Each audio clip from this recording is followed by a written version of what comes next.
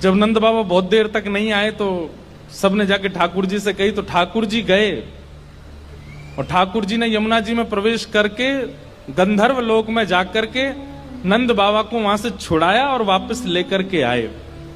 तो जैसे ही नंद बाबा वापस आए तो सब ब्रजवासियों ने घेर लिया। सब ब्रजवासी बोले, बाबा तुम कहां चले गए?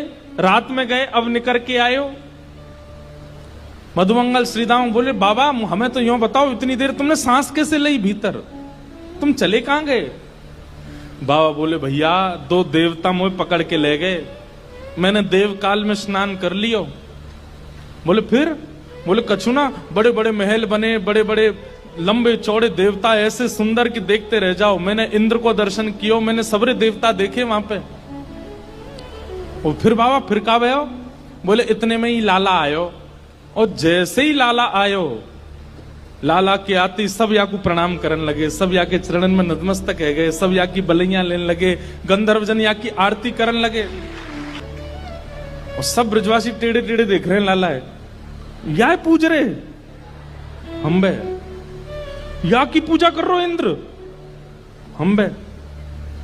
ठाकुर जी इतरा रहे सामने खड़े खड़े, बोले तुम्हें ही नहीं पूजो, मोह सबरे पूजे तीनों लोक में। सबरे बोले, बाबा सच में यहाँ की पूजा भाई वहां पे? बोले हाँ। अब तो ठाकुर जी का यश बढ़ गया।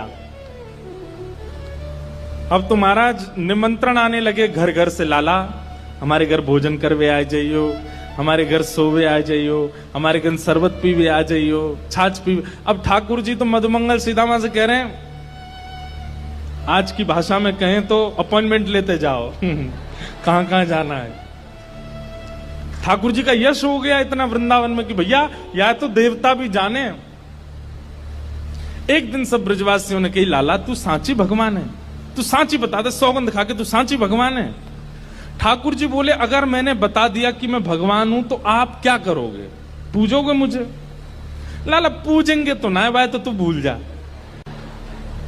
लेकिन हमारी एक इच्छा है। बोले का एक बार